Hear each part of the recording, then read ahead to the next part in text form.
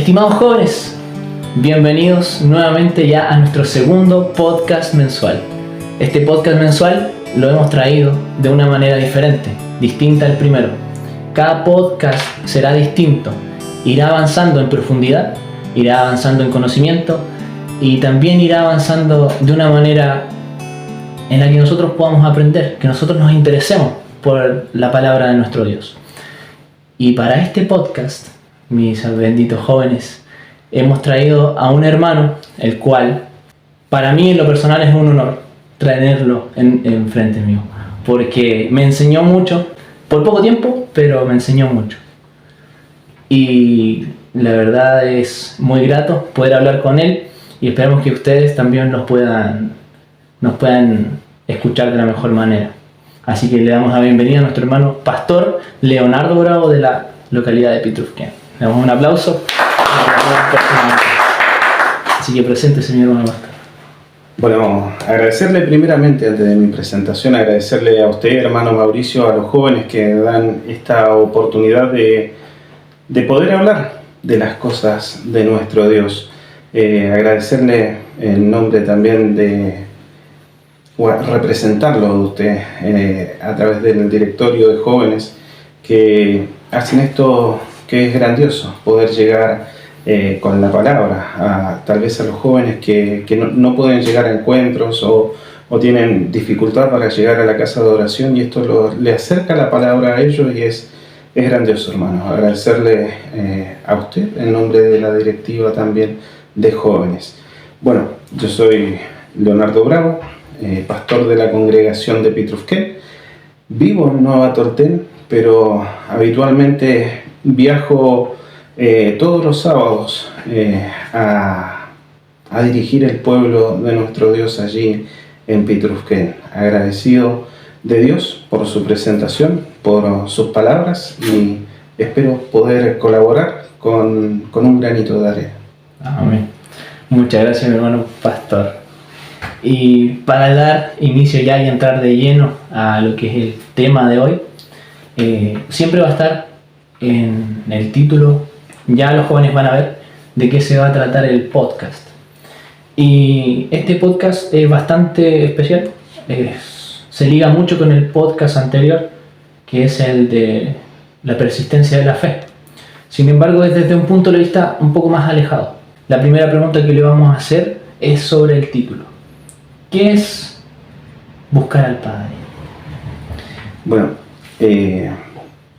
es un poco, no sé si difícil, porque la pregunta, bueno, se explica por sí sola, pero sí hay que entender que uno cuando busca algo es porque lo tuvo, pero en algún momento lo perdió.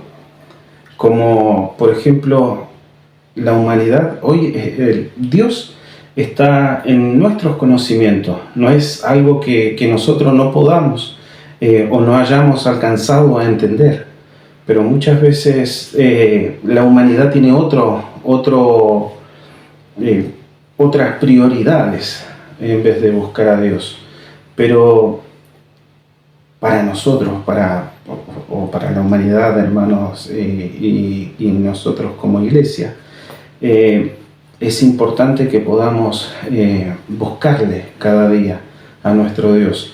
¿Qué es buscarle? Es conocerle, es entenderle y es poderle servir conforme lo que Dios nos está pidiendo. En esto que es buscar al Padre, es poderle tener en nosotros a Dios en nuestro conocimiento, es tenerle en nuestra vida, es hacer de Dios una forma de vida en la Escritura, a través de las Escrituras. Y para esto, como decía usted, va relacionado con el tema anterior, porque sin fe no podemos acercarnos a Dios, porque como dice Hebreos en el capítulo 11, quien busca a Jehová tiene que creer que le hay para poderle encontrar, y Él es galardonador, perdón, se me fue el verso, pero es galardonador de los que le buscan.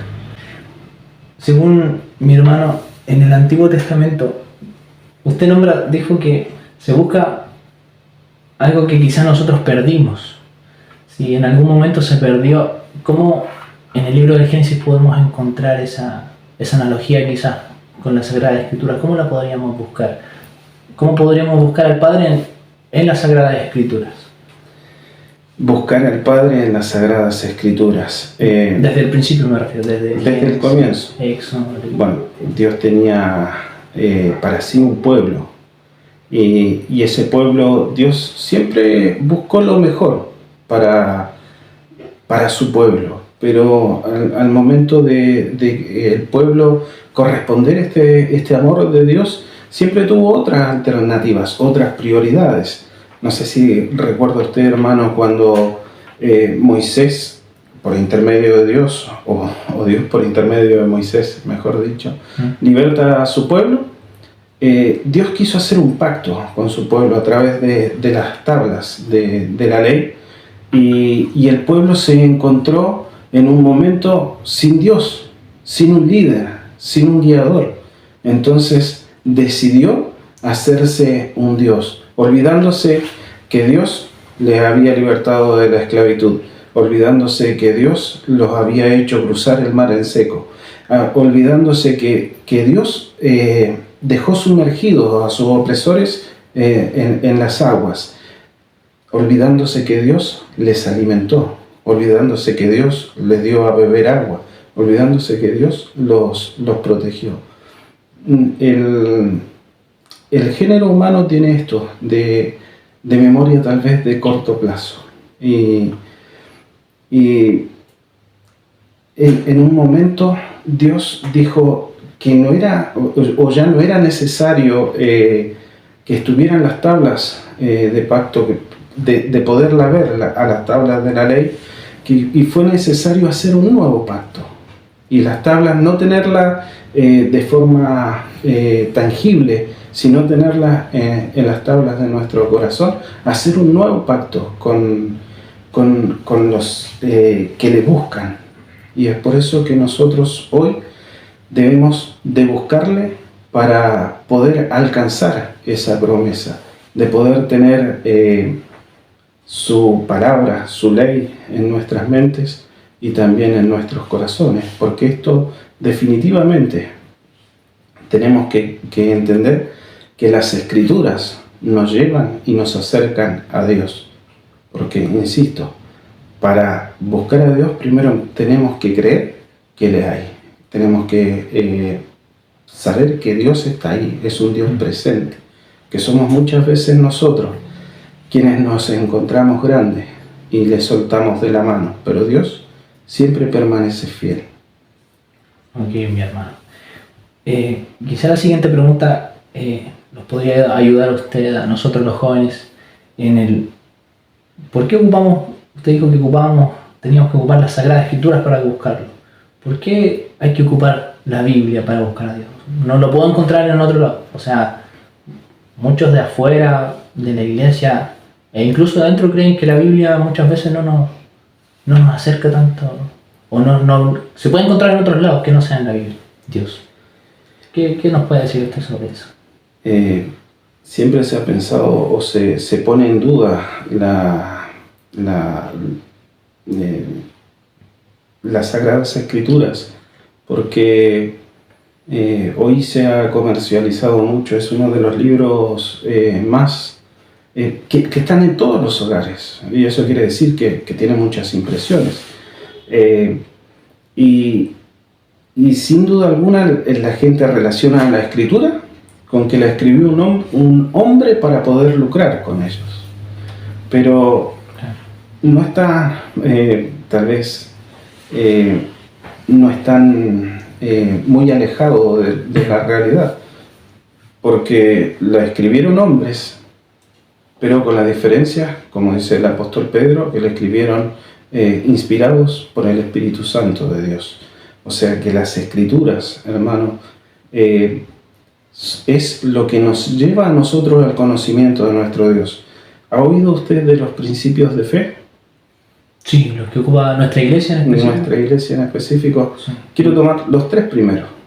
La Biblia, Dios y el Hijo. ¿Por qué? Porque las Sagradas Escrituras nos dan a conocer al Padre. Hoy nosotros pretendemos que Dios nos hable, no sé, que abrir la Sagrada Escritura, ver una luz que nos atrae, una música tenue. Que caiga un rayo. Claro, cosas así. Pero las Escrituras nos llevan a la adoración, a lo que Dios nos pide. Y nos presentan al Padre. Y el Padre a través de las Escrituras también nos presenta al Hijo, porque en nosotros tenemos entrada a este Evangelio, porque nosotros que una vez fuimos lejanos, hoy somos hechos cercanos. Pero ¿cómo podemos saber, por ejemplo, que la Biblia es verídica? ¿Cómo sabemos que no es mentira lo que se está escribiendo? O sea, más allá de que sabemos que fue hecha por hombres que fueron guiados por el Espíritu Santo y que fueron los libros designados, más allá de eso, ¿cómo alguien que no cree tanto en Dios, que no lo busca tanto, puede creer en este libro que cree que por el poder de Dios que salió de él fue escrito algo físico? Muchas veces no se entiende eso. ¿Cómo podría usted profundizar un poco? Hay muchos escritores que profetizaron, tal vez, no sé, sin ir más lejos, lo que dicen de los escritos de los mayas. Tal vez otros escritos que hicieron otras personas que nos apuntan o nos demuestran en parte lo que es la realidad, o que se basa o llega a cosas que han pasado.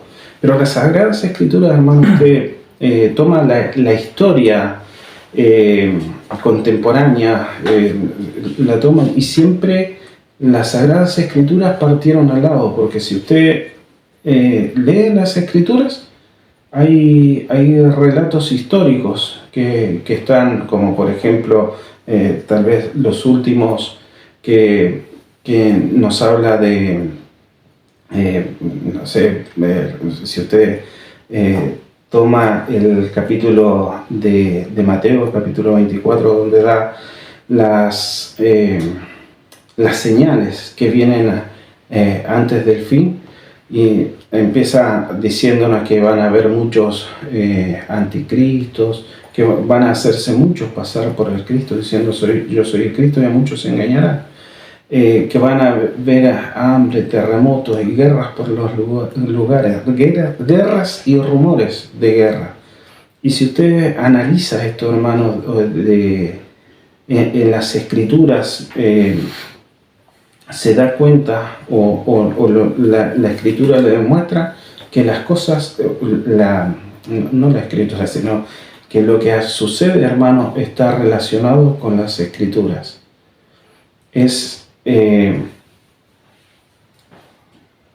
Hay hechos históricos que están profetizados, como por ejemplo la profecía de las 70 semanas, que habla de cuando Israel vuelve del cautiverio y cumple o nos da en los hechos históricos con el tiempo del Mesías, cuando viene el Mesías, y en su última semana, cuando habla de que a mitad de semana iba a terminar el sacrificio, iba a terminar la ofrenda, y en la otra mitad de semana iba a confirmar el pacto a muchos.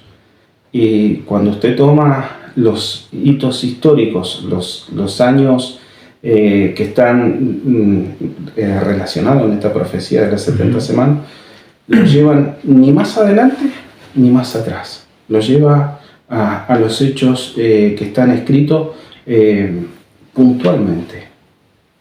Interesante. Claro, si las 70 semanas nos llevan a Cristo, cuando viene Él, ¿qué beneficios, por ejemplo, nos traería seguir a Cristo o seguir al Padre? ¿Son dos personas distintas seguir a Cristo o seguir al Padre? ¿Son dos cosas diferentes? Pues son los primeros tres, estamos hablando de los primeros 3 puntos de fe que tiene nuestra iglesia. La Biblia, y ya verificamos quizá un poco de su veracidad, lo que es real, pero ¿El Padre y el Hijo son dos personas diferentes o son uno? Yo entiendo, hermanos, de lo que dice la Escritura, que a veces nos lleva a pensar cosas, ¿cómo decirlo? La Escritura a veces nos muestran cosas que podemos nosotros tal vez mal pensarlo, pero nosotros debemos de discernirlo con el Espíritu. Fíjese que el Evangelio según Juan en su capítulo 6 nos habla, Felipe le habla al Señor Jesús, dice: muéstranos al Padre y nos basta. Y el Señor Jesús le dice: tanto tiempo que estoy con ustedes y no conocen al Padre. ¿Por qué? Porque sin duda alguna, mi hermano Mauricio, Jesús es el camino que nos lleva al Padre. Pero en parte de la palabra dice: yo soy el camino, soy la verdad y soy la vida. Nadie viene, dice, al Padre, y eso nos lleva a pensar de que nosotros somos, de que Jesús, mejor es uno con el Padre. Nos habla de la unificación del Padre y del Hijo. El Señor Jesús es un puente para acercarnos al Padre. Por eso Jesús dijo: yo soy el camino, soy la verdad y soy la vida. Nadie va con Jesús y llega al Padre si no es por Él, por Jesús, porque Él es quien nos intercepta y nos acerca al Padre. Ajá. Claro, el hermano Eber en el tema pasado decía que Cristo era la esencia de Dios en la tierra. ¿Usted está de acuerdo con esa posición? ¿O quizá la podría expandir un poco? ¿Cómo ve esa visión que tiene el hermano? Dice que Cristo era la esencia de Dios en la tierra. Si nosotros buscamos a Cristo, ¿buscamos su esencia o hay más cosas que tienen la esencia? Como ahora el Espíritu Santo. El apóstol Pablo insta a la iglesia de Filipenses, capítulo 5 y versículo 2, dice: haya pues en vosotros este sentir que hubo también en Cristo Jesús, el cual, siendo en forma de Dios, no tuvo por usurpación ser igual a Dios. ¿Por qué? Porque Él era Dios. Dios Padre y Dios Hijo, los dos Dios. Dios no puede tener un hijo género humano, porque es Dios, es género Dios, y tiene un hijo que es género Dios. Dice que pueda existir en nosotros este sentir que hubo en Cristo Jesús, el cual, siendo en forma de Dios, no tuvo por usurpación ser igual a Dios como a cosa a que aferrarse. Sin embargo, se despojó a sí mismo, tomando forma de siervo y hecho semejante a los hombres. Tomó forma. Claro, eso muchas veces nos confunde, a mí me confunde mucho, o antes me confundía más incluso, cuando dice, claro, muchas denominaciones piensan que es un ángel, que Jesús es un ángel, de hecho es semejante a los ángeles, o claro, que era un solo hombre, no era Dios, que era hombre, que era un ángel, que era el primer ángel. En Israel normalmente se lo acepta como un profeta. Claro, un profeta, lo máximo que lo pueden llegar a... Mire, tengo preparadas las escrituras, no las tengo preparadas, hermano, pero tengo la Biblia que utilizamos normalmente, que es la versión Reina Valera 1909, y esta que es la Gemet Torah. Quiero leer el capítulo en Génesis, el capítulo 1 y versículo 1. Dice: en el principio de la creación, Elohim, en el principio de la creación, Elohim, el cielo y la tierra. O Elohim creó el cielo y la tierra. ¿Qué es la palabra Elohim? Dios. En el principio Dios creó los cielos y la tierra. Yo quiero tomar en esta versión lo que es el segundo evangelio, que es de Marco. Mateos escribió en arameo y Marcos escribió en griego, pero con la diferencia de que cuando Jesús habló, lo transliteró en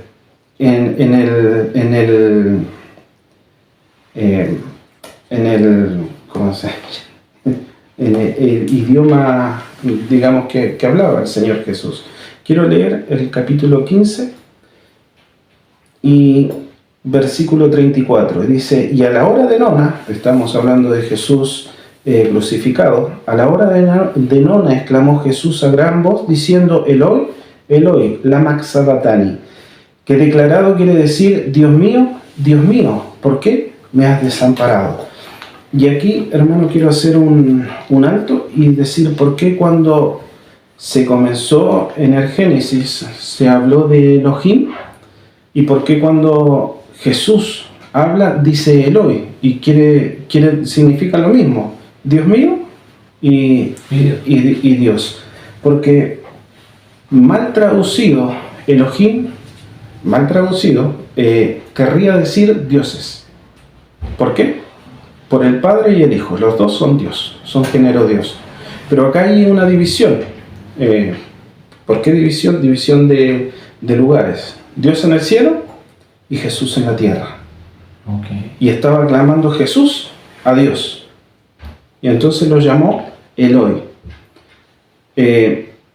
Normalmente, hermanos, se dice que esta palabra figura una palabra compuesta. Que es como, por ejemplo, hablar de una familia. Elohim, una familia. ¿Cuántos las componen a la familia? Mucho.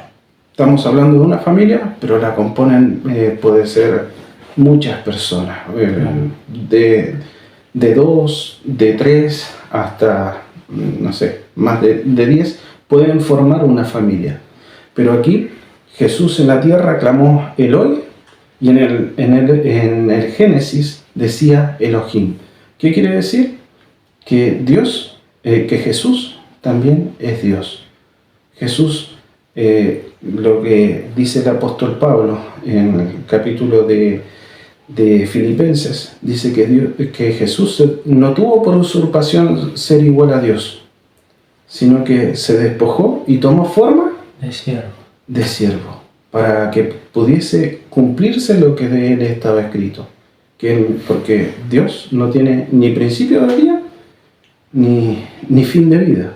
Claro. Entonces tuvo que despojarse de esto, de su esencia Dios, para poder venir a cumplir lo que de él estaba escrito. Qué interesante. Porque si hablamos, yo por mucho tiempo antes de bautizarme me pregunté si es que Jesús era Dios, si buscar a Dios era realmente buscar a Dios en la Biblia o buscar a Dios en Jesús, si es que Jesús era el Mesías. Todas esas preguntas aparecen a veces, creo yo, que son necesarias. ¿Usted en algún momento se las hizo también?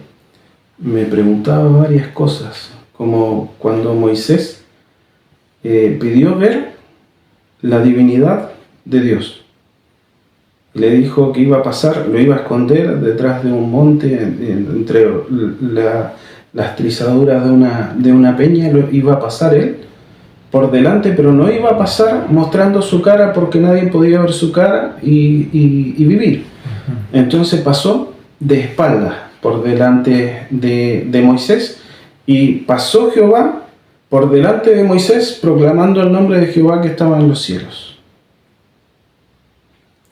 Pero si Jehová pasó por delante de Moisés, o sea, en el comienzo, hermano, Jesús no se llamó Jesús. Jesús fue, dice el Evangelio según Juan, que se llamó el Verbo, o Logos, que quiere decir la palabra. Y Jesús era el encargado, a quien conocemos nosotros hoy por Jesús, era el encargado de darnos a conocer la palabra de Dios. Pero cuando pasó por delante, la palabra Jehová quiere decir el que tiene el poder de la vida en sí. Entonces pasó el que tiene el poder de la vida en sí por delante de Moisés, proclamando el nombre del Padre que estaba en los cielos, que también tiene el poder de la vida en sí. Porque recuerden que en el comienzo Dios conversaba, y no creo que converse con sus ángeles, sino que conversaba con su Hijo y dijo, hagamos al hombre. Claro, hagamos al hombre. Claro, porque en la otra parte de la Biblia dice que a Dios nadie lo ha visto, que habita en lugares inaccesibles. Que Jesús dice... ¿Y cómo iba a estar ahí Jesús mostrándose? Dentro del Evangelio también de Juan dice que a partir de hoy conocéis al Padre y le habéis visto, porque lo había visto a Jesús. Claro. Y son uno con el Padre. Ok, sí. A ver, entonces, resumiendo un poco hasta el momento lo que llevamos. Si vamos a la Biblia, que es verídica, que es real, Amén, podemos encontrar muchas historias, ¿cierto? Si vamos más allá y las creemos, nos van a llevar a un hijo que descendió del cielo, así lo dice la Escritura. Y después, entonces significa que si nosotros encontramos a ese hijo, nos va a llevar al Padre, o ese hijo ya es el Padre. Es que tenemos que separar cosas porque... Hay cosas que separar. El Padre es uno con el Hijo, pero mientras el Hijo estuvo en la tierra, el Padre estuvo en el cielo. Ok. Entonces, no sé si me explico. Existe Dios Padre y existe Dios Hijo, y los dos a un tiempo. Existe esa división. Claro, de hecho Jehová conversó con su Hijo y le dijo, hagamos al hombre conforme a nuestra imagen y semejanza. Pero si están separados, ¿cómo pueden estar juntos? Son uno. Son uno, pero a lo que voy, muchas veces nosotros hay cosas que no vamos a entender porque parece que se nos va a estallar la cabeza. Insisto, hermano, yo creo en Dios Padre, Dios Hijo. Creo que también tiene un Dios que es Hijo, que los dos son uno porque están unificados a través de la voluntad.Jesús quiere que nosotros lleguemos al Padre. Okay. Y de hecho no se podría explicar, hermano, cuando dice que Jesús está sentado allá en su trono a la diestra de Dios Padre. O sea que porque hay muchos que nos hablan de la Trinidad, nos hablan del Padre, del Hijo y del Espíritu Santo. Y nosotros creemos en el Padre, creemos en el Hijo y creemos en el Espíritu Santo, pero no como divinidad, sino como una fuerza o energía que emana de Dios. Un viento. Un soplo recio. Un soplo. Mire qué interesante. Mi hermano, ¿usted cómo le explicaría a los jóvenes qué beneficios tendría buscar al Padre? ¿Qué beneficios nos traería buscar al Padre? Una infinidad de beneficios. Porque, hermano, hoy estamos viendo la realidad de la tierra. Jesús nos lleva al Padre y el Padre nos entrega paz, nos entrega consolación, nos entrega fuerzas, nos ayuda. Un verso, hermano, que a mí me gusta mucho es el capítulo 41 de Isaías, donde le habla tal vez en ese entonces al pueblo de Israel, pero yo lo tomo para mí y dice que Él es nuestro Dios que nos esfuerza, Él es nuestro Dios que nos sustenta, Él es nuestro Dios que nos sustenta con la diestra de su justicia. Es un precioso verso, hermano, que se encuentra, insisto, en Isaías, capítulo 41, versículo 10. Es un verso que nos va a fortalecer a cada momento, porque capítulo 40 de Isaías, en sus últimos versículos nos demuestra que no tenemos nosotros en la tierra a quién seguir, porque los jóvenes flaquean y caen, porque el hombre tiene sus días limitados, pero los que esperan en Jehová, ellos tendrán nuevas fuerzas. Qué hermoso, ¿no? Claro. Uno dice, le multiplico las fuerzas al que no tiene ninguna.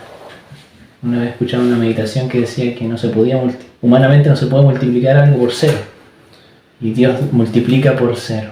Multiplica incluso más allá de nuestro entendimiento. Usted ha oído, hermano, una frase que usamos mucho nosotros. El no sé de dónde saqué la fuerza. No sé de dónde saqué la fuerza. Cuando nos toca tal vez hablar en momentos difíciles, entregar palabras de consolación y uno no quiere quebrarse, porque no le puede decir a otra persona quebrado que tenga esperanza en Jehová. Y cuando usted habla, tiene la paz y la tranquilidad. Y he escuchado muchas veces esa frase que dice, no sé de dónde saqué la fuerza. Y es Jehová que nos da la fuerza cuando no tenemos ninguna. Es Jehová quien nos sustenta. Es Jehová quien nos fortalece.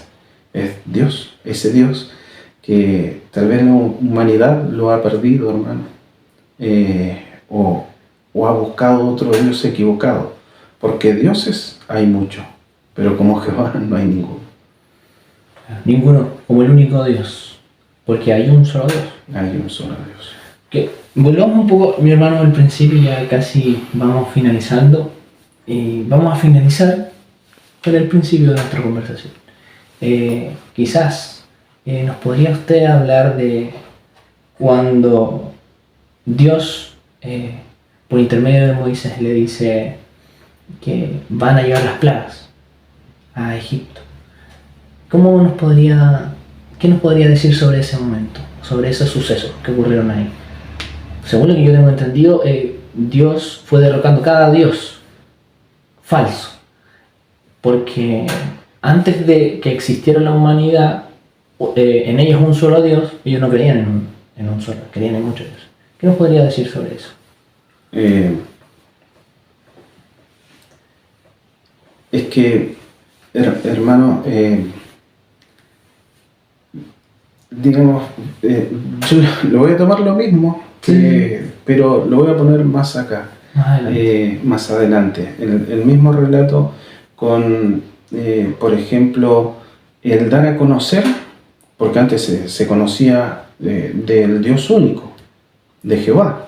Uh-huh. Y en el tiempo de los apóstoles tuvieron que predicar de Jesús, de la muerte y resurrección del Señor Jesús, y de que el Señor Jesús era Dios.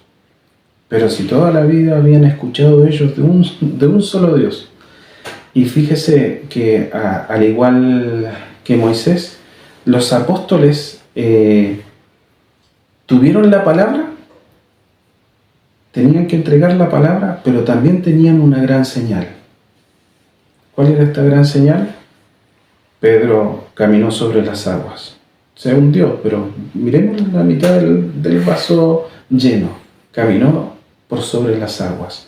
Pedro con su fe que tenía, él caminaba a la luz del día y el sol reflejaba su sombra y su sombra sanaba.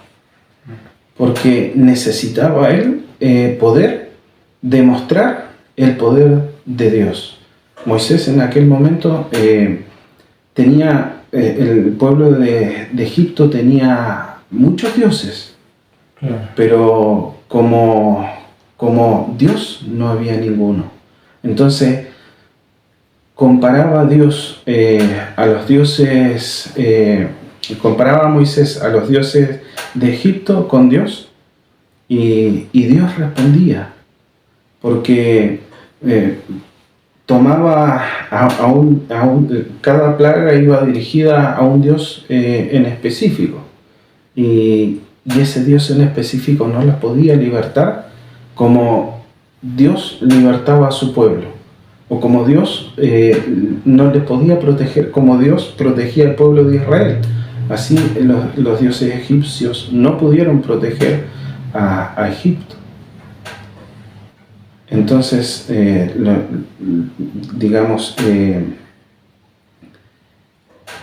el poder del mensaje que traía Moisés tenía que ser reflejado con una gran obra, para que los egipcios al verlo también pudieran aceptar que fueran como Pilato. Recuerdo este Pilato, hermanos, cuando Cristo fue crucificado, que hubo un gran terremoto, que el velo del templo se rajó en dos, dice, de arriba abajo. Y Pilato dijo, ¿verdaderamente este era el Hijo de Dios? Interesante su forma de ver las escrituras, mi hermano. Me interesa mucho. Mi hermano, para finalizar, quisiera preguntarle, ¿qué le pareció su experiencia en este podcast? ¿Está nervioso? ¿Le gustó? Sí, un poco nervioso porque, bueno, parte de lo que teníamos que decir era más mental que utilizando la escritura. Uh-huh. Pero me gustó. Usted sabe, hermano, que anteriormente le había dicho que por los jóvenes yo podía hacer cualquier cosa y esto es lo que me gusta, de hablar del Dios que a mí me trajo paz, que a mí me fortaleció, poder presentárselo también a los jóvenes, porque hoy por la misericordia de Dios yo soy pastor, pero en un tiempo yo no le conocía a Dios y Dios me sacó de las tinieblas, de donde caminaba errante, y me trajo a la luz admirable para que anuncie la virtud de aquel que me llamó de las tinieblas a la luz admirable. Ese paso, ¿le podría preguntar sobre eso? Ese paso que usted dio ahí, ¿fue complicado? ¿Tuvo que dejar familia quizás o alguna cosa? ¿O fue, usted lo eligió y le dijo a su familia y todo fuera? ¿No fue así? No sé. A ver, mis abuelos y tal vez mis tíos son de la iglesia. Okay. Mis padres no pertenecen a la iglesia. Digamos que sí tuvo un cambio de actitud, porque Dios me pide una cosa y yo no le podía estar entregando otra de la que me pide. Pero no me lleva a dejar a mi familia, porque yo tengo contacto con mi familia, porque mi familia me acepta. De hecho, cuando viene mi mamá, bueno, yo soy argentino, mi mamá vive en Argentina, y cuando viene me acompaña gustosa a la iglesia y se sienta. Mi padre también, yo trabajo con él y tengo los permisos para las solemnidades. El día sábado sabe que yo no estoy, y ellos se adaptaron a mi forma de vida, y obviamente uno tiene que responder cuando ellos lo necesitan, a través de una palabra, a través de una ayuda, y siendo siempre de una cara. ¿Qué quiero decir con esto? Siendo de una cara, que si yo sirvo a Dios, mientras estoy con ellos, yo no dejo de servir a Dios. Yo sigo sirviendo a Dios. ¿En ningún momento le mostraron oposición por su decisión? No. Nunca he tenido oposición. Sí, a veces me dicen, tú prefieres más a tus hermanos en la fe que a tus hermanos carnales. Pero saben que no es así. Saben que sí, obviamente mi tiempo es para la iglesia, pero es compartido, porque si bien uno tiene que ser 24/7 para la obra de Dios, pero siempre hay un momento para compartir con la familia, y compartirlo tal vez no haciendo otras cosas que no nos pide Dios, porque uno cambia su forma de vida, pero no deja de pasarlo bien. ¿Qué quiero decir esto? Yo en su momento en el mundo hacía otras cosas, tocaba la guitarra, salía, no sé, tocaba en bares y hoy, estando en la iglesia, me divierto con poder ir a visitar otras congregaciones, a conversar con otros hermanos, a tomar unos mates y, no sé, compartir de la palabra, me llena tanto o más que lo que hacía antes. Bueno, mi hermano, muchas gracias. Y ya, último terminando, 2 últimos consejos. ¿Cómo le aconsejaría a usted a los jóvenes que busquen a Dios? Con el corazón. Porque si queremos encontrar al Padre, tenemos que buscarle. Pero si le tenemos que buscar, es porque le queremos encontrar. Y cuando le encontramos, debemos de creer en las cosas que Él dice y que hace. Y esto solo nos lleva a entregarle nuestra vida al servicio, porque definitivamente a veces tenemos que dejar trabajos por servir a Dios, porque quiero decir con esto, porque a veces por contrato nos obligan a trabajar ciertos días, específicamente el día sábado, y uno sabe que el sábado no nos pertenece a nosotros, que el sábado es de Dios, que uno en ese día debe de dirigir la adoración a nuestro Dios. Entonces, ¿qué es más importante? Como dijo Moisés, los deleites temporales del palacio de Faraón, o aquella vida eterna que tiene preparado el Señor, que es por la eternidad. Upa, complicado ahí decidirlo cuando uno mira más a esta tierra muchas veces. Y ya ese podría ser su último consejo para nosotros los jóvenes. ¿Cómo podemos mirar lo que no se ve? Buscar al Padre que no lo vemos.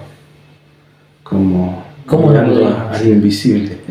Claro. El capítulo de Isaías. Es que a veces cuando los ojos no ven, el corazón ve más.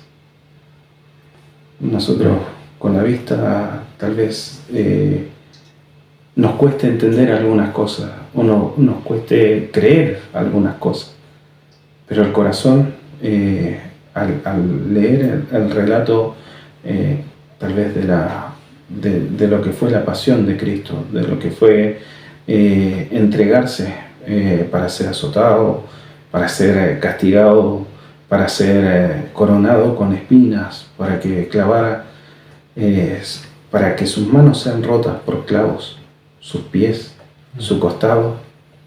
Eso como que arde el corazón, y es porque el corazón lo cree. Nosotros no le hemos visto a Cristo muerto, pero por la fe le creemos. Claro. Y le hemos visto. Si bien un consejo podría ser igual, que igual es complicado. Por lo menos para mí me costó mucho. Me costó mucho creer en el Padre, que existe ese ser que no se ve. Y yo podía pensar en lo que dice ahí en Juan 14, cuando los apóstoles, el apóstol le pregunta, muéstranos al Padre, o sea, ellos mismos viéndolo, le preguntan, muéstranos al Padre. O sea, para mí se me hacía mucho más difícil, yo que no podía ver a nadie más, porque tenía mi Biblia nomás y quizás muchas veces no un apoyo familiar. Y ahí es cuando necesitamos creer. Claro, cuando se necesita creer en el Padre, buscarlo. En las Escrituras. Porque las Escrituras, hermano, sí cuesta en su momento comenzar a creer en la Escritura. Pero a medida que usted analiza la Escritura, como dice el Evangelio según Juan, ellos nos llevan a Jesús, nos llevan a aceptarle, a conocerle, al Señor, a nuestro único Dios. Bueno, mi hermano, muchas gracias por su tiempo, muchas gracias por ayudarnos a nosotros en esta pequeña charla. No sé si tiene algo más que nos pueda compartir. Lo dejo a algún consejo, algo extra. Bueno, primero dar gracias a Dios por esta oportunidad, agradecerle a usted por permitirme poderle hablar a los jóvenes, pedirle perdón si no he sido tal vez tan explícito al momento de explicar, y a los jóvenes, aparte de pedirle perdón, desear que nosotros como padres, hermanos, muchas veces no tenemos una buena heredad para dejarle a los hijos, porque las casas se deterioran, porque tal vez los sitios a veces suben de precio, otras veces bajan, otras veces se nos pierde, se nos van de entre las manos, pero lo que es este galardón, lo que es